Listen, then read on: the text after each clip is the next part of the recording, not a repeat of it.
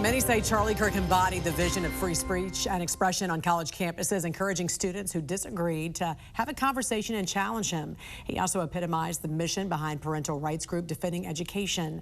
In a statement, they said in part, he was more committed to peaceful, open dialogue with those who disagreed with him than probably anyone else in public life.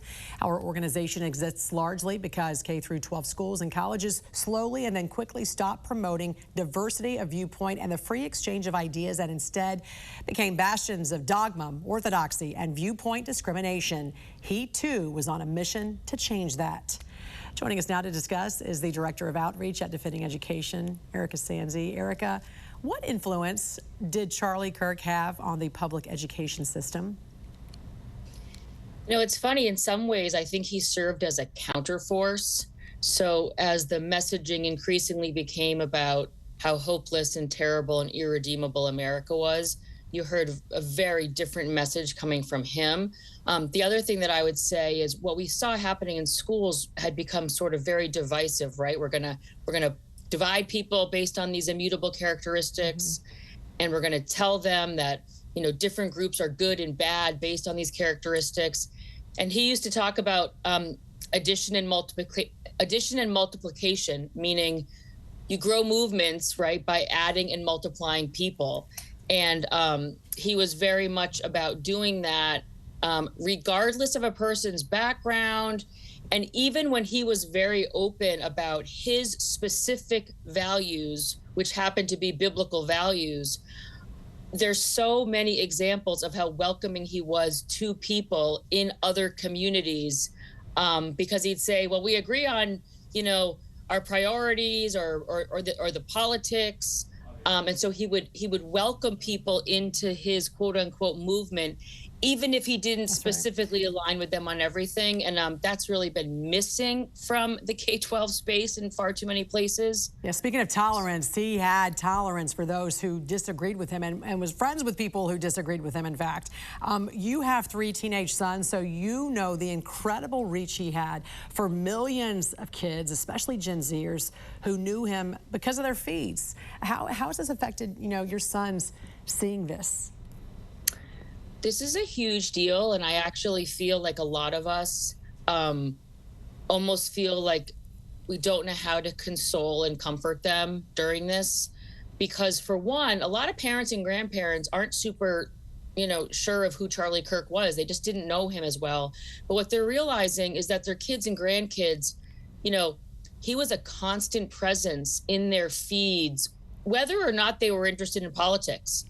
And they all saw a live stream of him assassinated. You know, it's like the video was unavoidable. So even if you wanted your 16-year-old not to see it, it was virtually impossible. So this is a huge deal for young people, and I think that we need to be very aware of how impacted they are by what has transpired this week. And we need to be there for them. And I'm actually reaching out to people asking almost for help on this, because it's like you feel useless in terms of how do I console and comfort and explain this?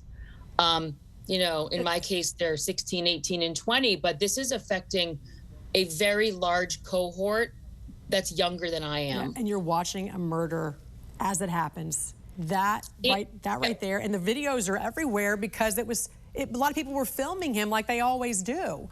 So it's from different angles and different places, and there's no way to get rid of all of it and scrub it all from the internet. It is, I agree with you. This is one of those moments where you don't ever expect to have to worry about this, right? This is not one of those moments you ever expect. I mean, it's like on the one hand, you kind of know that something like this could happen. On the other hand, this was just utterly shocking. Yeah. And I think, I'll speak for myself too, like this has really affected me. I wasn't a regular watcher. I knew him. I would watch him as a guest on shows sometimes, but yet I feel so gutted. And I think it's partly as I look at it through the lens of my sons, but I also just think like this is a huge moment. And I think the other piece that's layered onto this is many of us are seeing some shocking responses by people that we know, virtually celebrating what happened. So you're also in this weird, like, situation of just wondering, like, where is the humanity and how is this possible? Well, and there's people who don't know him, obviously. There's tons of people out there, including people, as you said, grandparents and parents who don't have TikTok or don't know anything about influencers, but they're hearing about this and they're watching it now for the first time. And it's making them sick, physically sick, because you're a human being. You're watching a human being, this happening to a human being. And so, you know, it's the difference between, you know, anger and hate. And it's that hate element that is really getting to a lot of people right now, irregardless of how you feel about him.